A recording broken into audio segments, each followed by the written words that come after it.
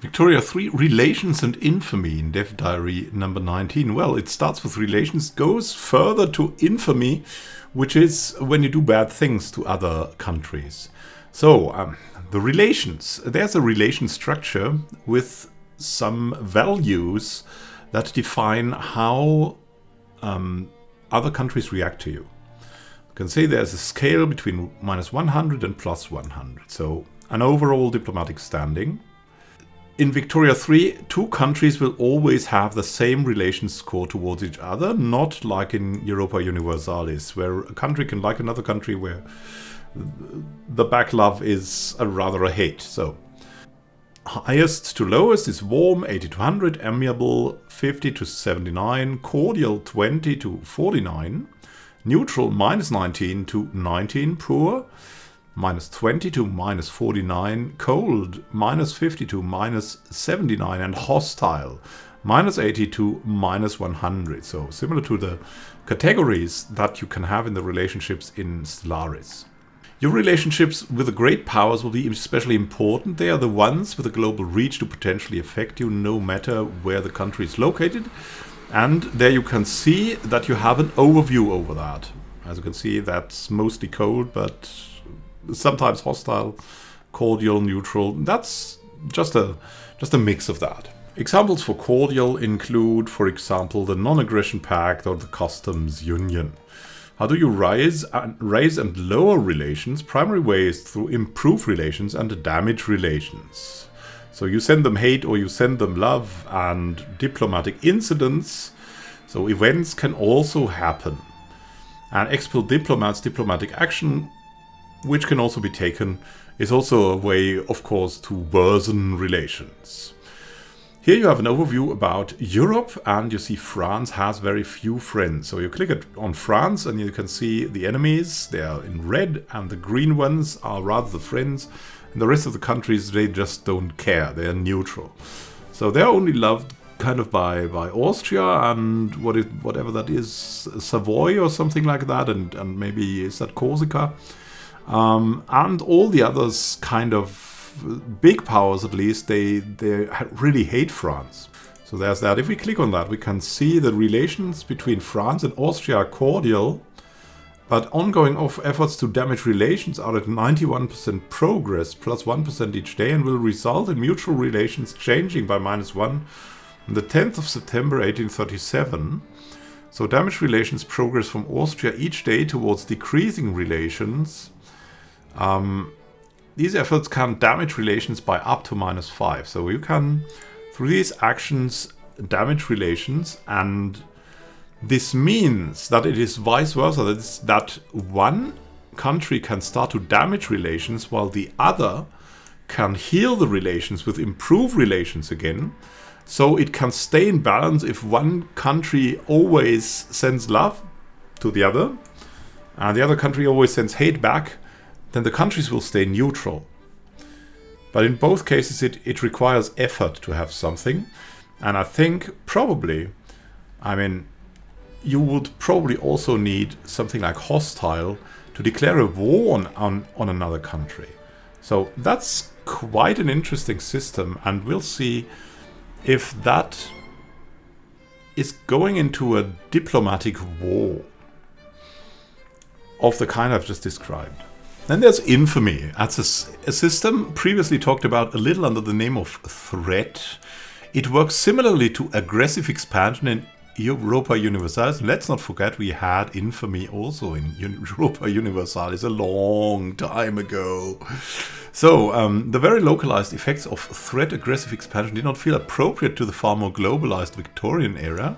So, a hybrid between the older Infamy or Bad Boy systems and newer, more localized systems has been called in. So, every country has an infamy value, starts at 0 and has no upper cap on it. When the country's infamy increases, other countries will become more wary, resulting in various diplomatic penalties for the infamous country.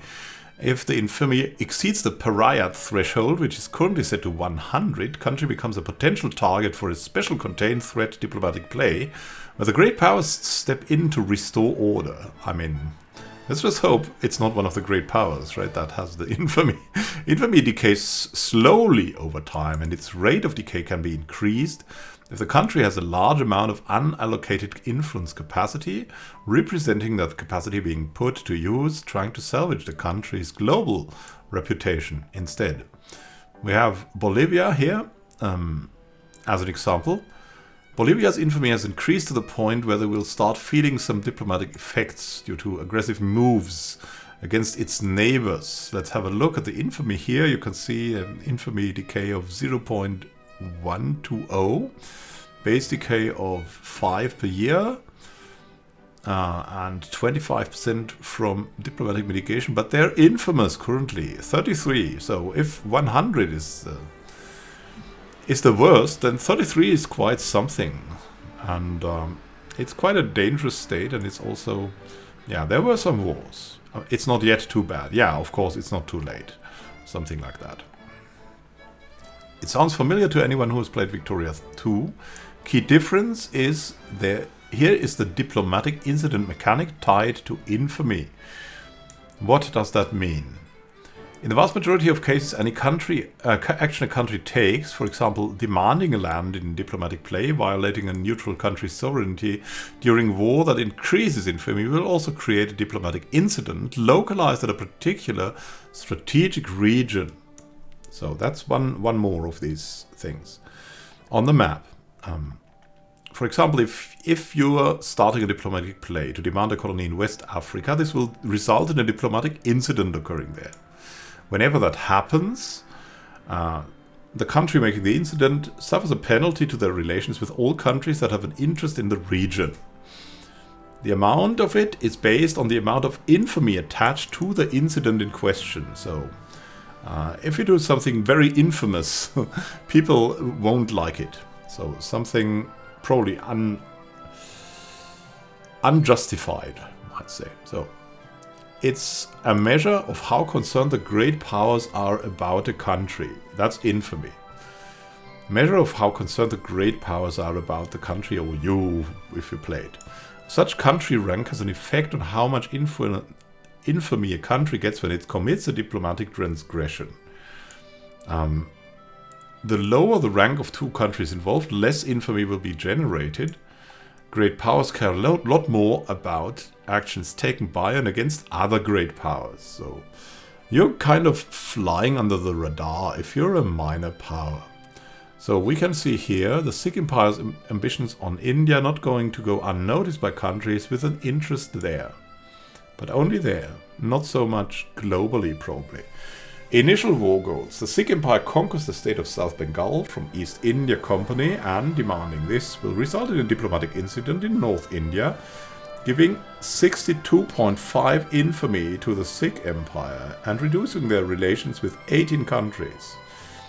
So, it's a colonial war targeting the East India Company, and because it's affecting a state around the great powers, like the East India Company was, I think, depending on the Netherlands or something, this gives just a lot of infamy because it targets something that the great powers are interested in. It doesn't just have a global effect when you're accruing.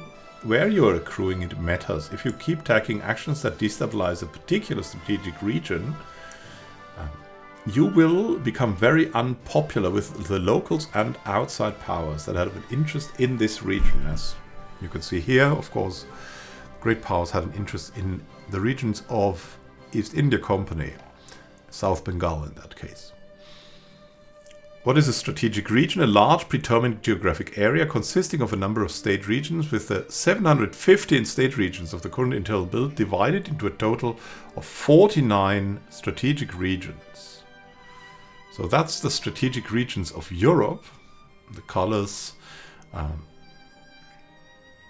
This may not be how it looks on release, of course, but you can already see something on that map, and that is that they've improved graphics a bit. It looks finer. It definitely looks finer.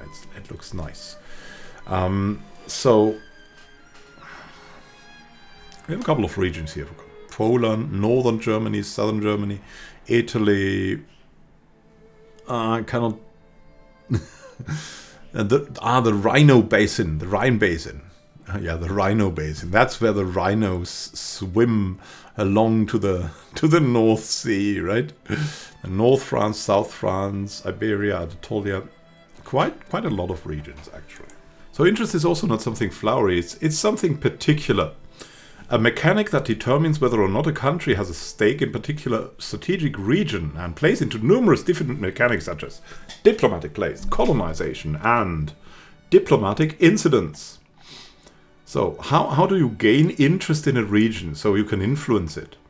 Automatically by having geographical presence there, like you're the neighbor, owning land or controlling subject nations in the region, as we had it with the East India Company, or by using a declared interest. That's probably an action. So, declared interest. It's a country quite simply saying that regardless of their lack of geographic presence, a strategic region is still of importance to them.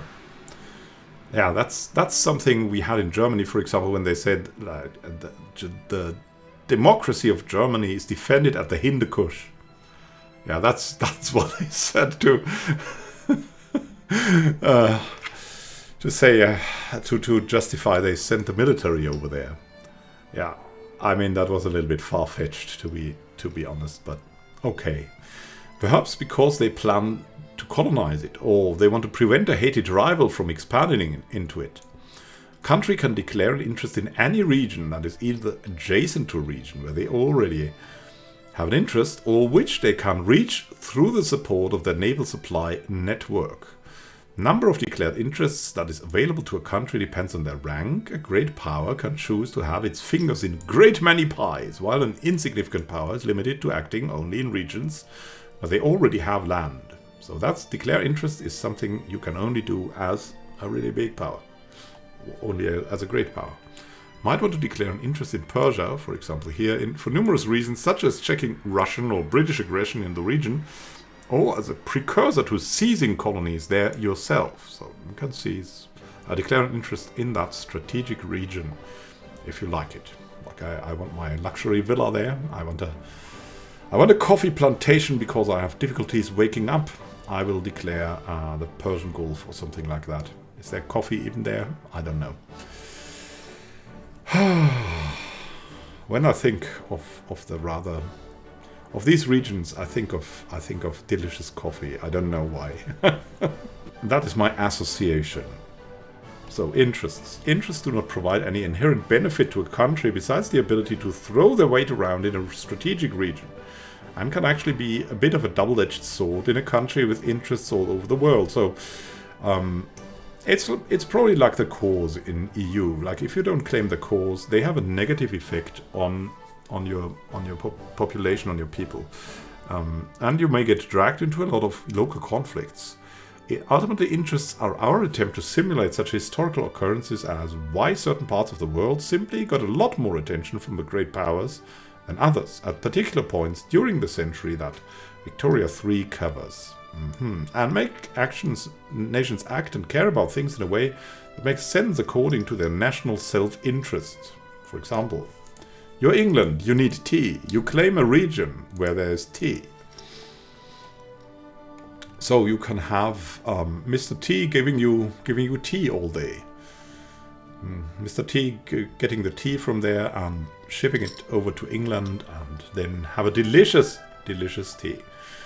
So, that said, thank you for watching. Happy gaming to you. Have a great time until next time, and happy gaming.